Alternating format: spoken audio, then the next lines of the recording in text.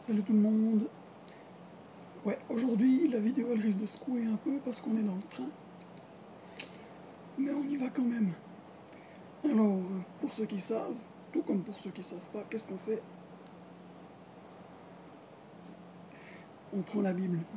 Et puis on va l'ouvrir dans 1 Thessaloniciens, le chapitre 4. Non, le chapitre 5.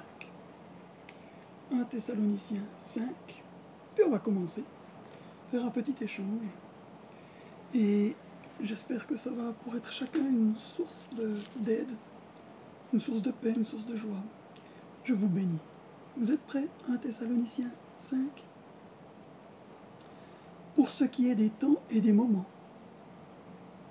vous n'avez pas besoin, frères, qu'on vous en écrive, car vous savez bien vous-même que le jour du Seigneur viendra comme un voleur dans la nuit. Autrement dit, si on ne sait pas quand il vient, il faut être prêt. C'est pourtant important, hein? Quand les hommes diront paix et sûreté, alors une ruine soudaine les surprendra, comme les douleurs de l'enfantement surprennent la femme enceinte, et ils n'échapperont pas. Tout le monde parle de paix de manière incroyable ces temps. Et pourtant des catastrophes, il y en a sur toute la terre d'une manière incroyable ces temps. Mais vous, frères, vous n'êtes pas dans les ténèbres, pour que ce jour vous surprenne comme un voleur. Vous êtes tous des enfants de la lumière et des enfants du jour. Nous ne sommes point de la nuit ni des ténèbres. Ça veut dire que, oui, on peut s'apercevoir des choses, donc. Si on est attaché à la Bible, on peut comprendre certaines choses. Ne dormons donc pas comme les autres, mais veillons et soyons sobres. Car ceux qui dorment, dorment la nuit.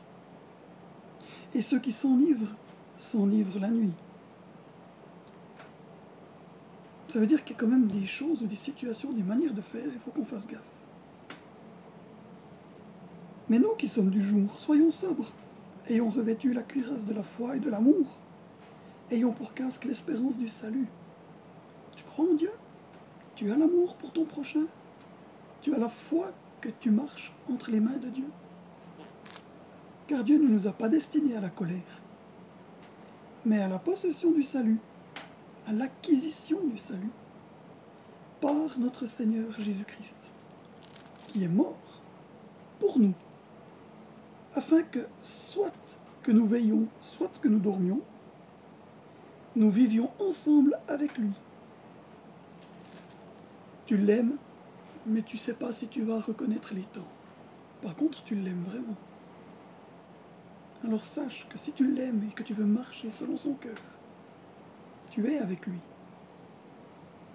C'est pourquoi exhortez-vous réciproquement, qu'on s'encourage mutuellement.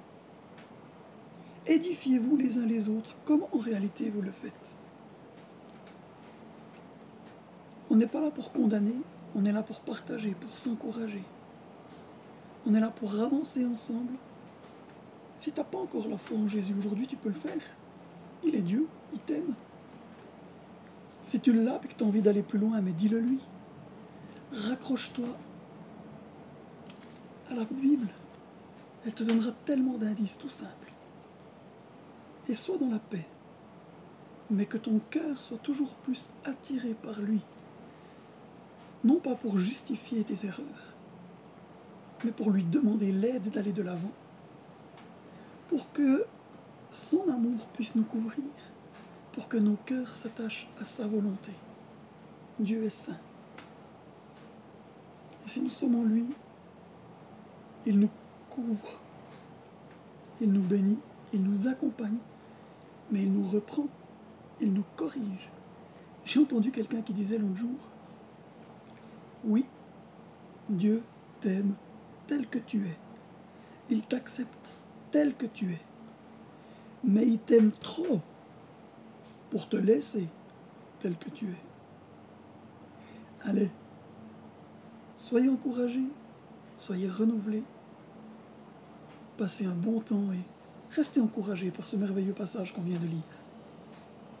Allez, à la prochaine. Ciao, ciao.